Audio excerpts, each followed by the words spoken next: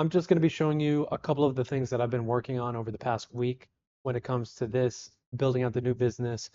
So for starters, what I did realize after reading through the deep research is that there's actually a lot of things that I'm going to need to research when it comes to this kind of product and project altogether.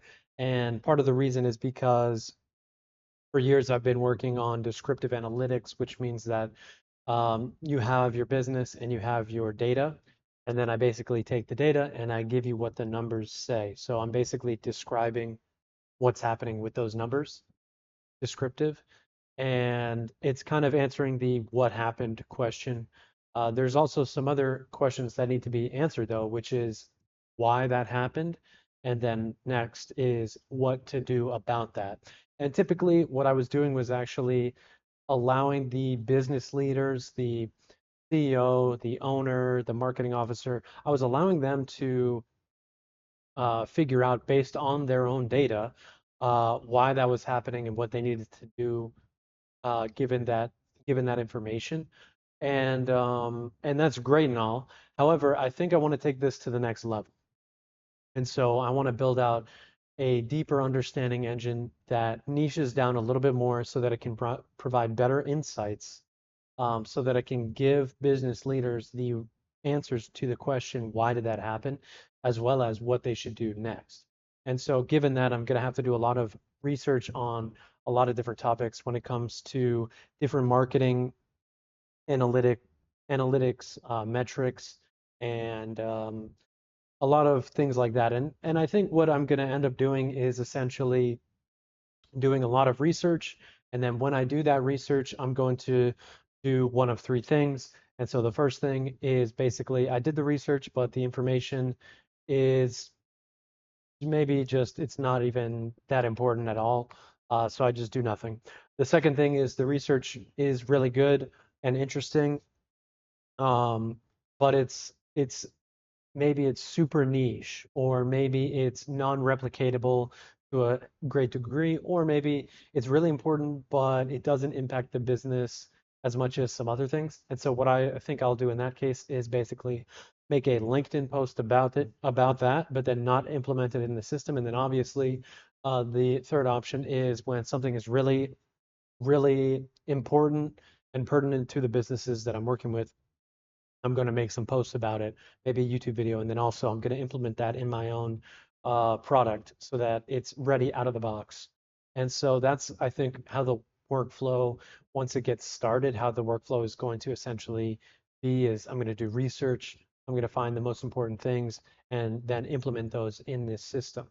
Um, and so even though I am an expert in my field, what I learned is that I can always get better, I can always grow. And it's actually been quite fun. It's been kind of exciting to kind of go on this new horizon already. I would say that it's definitely time consuming to work through this. I mean, I do a couple of hours into some portion of the SOP, and part of my brain feels like it's a drop in the bucket. It's basically like I almost did nothing and that there's no progress at all. And then the other part of me is like, okay, like this is actually concrete progress. It's completely permanent. And once I once I build it out, it'll be, it's essentially eternally good and I can update it over time. Now, the main thing that I've been working on is basically the connectors. So that's the priority. It's like the number one thing because without the connectors, I don't really have much of a product to begin with.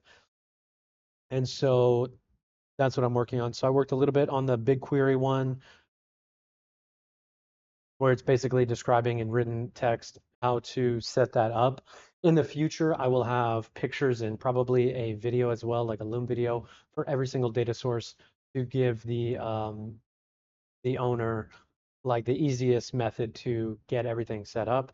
And then I'll probably have some kind of intake of credentials as well. And then I also set up the meta ads, the Facebook ads, as well.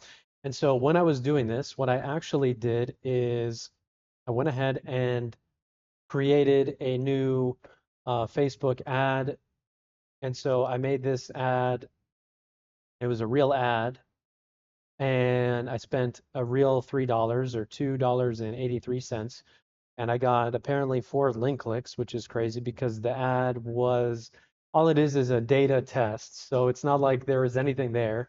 It was like click the link, and it just had a picture of G, which is like the default for the page.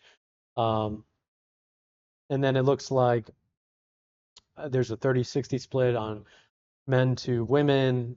And then what is this? There's Reels and Marketplace Mobile and locations, Texas, California, Florida, Ohio.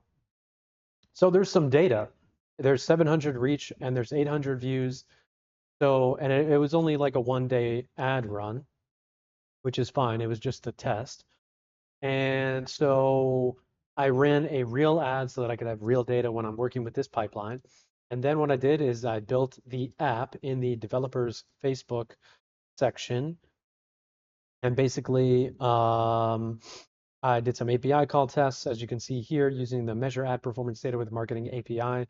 And what I did was I took the ad data here and I brought it into my database.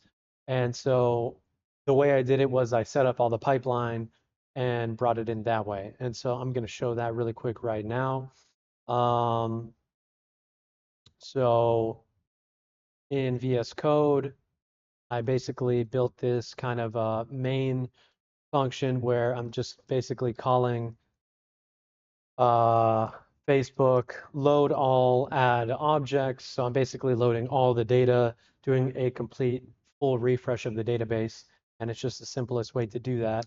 And then the rest of the pipeline is essentially here where I have different methods that I can run here. And it's using an open source framework to do this, to bring the data in. And then also there's, of course, the integration with BigQuery. And so I got that set up. And then can go into BigQuery. So here I have the full loaded data set and then the example adds data here as well. And basically, if I run that, then the data is in there. So I was able to set up the Facebook ads pipeline successfully at a very basic level, of course. And like I said, I realized that there's a lot of research that I'm going to have to do as well. Let me get some background going, maybe like this. And so that's kind of the idea. That's kind of the idea. And so I'm going to do that with each and every single one of these different data sources here. And then I'm going to move on to other pieces of the pie, which are in my larger SOP. I did also increase the SOP based on like a comprehensive high thinking reasoning model with ChatGPT, where I basically had it like go over just even more things in depth based on the deep research. So there's going to be more things that I'm going to have to build out and research and things like that. But that's kind of where I'm at now. So it's going to be a lot of working with these different connectors. Probably some of them are going to be a little bit easier. Some of them are going to be a little bit more difficult, and we'll kind of just take it from there. And I mean, initially I was thinking maybe I could push this project out in like 2 or 4 weeks, but now I think, unfortunately, I'm thinking I'm gonna have to extend it probably to something like closer to 12 weeks for everything to be pushed out. Um, it is quite a lot of work, and there are a lot of systems that I have to set up for this to be able to be like a fluid system that's going, and that's kind of the idea. And so, yeah,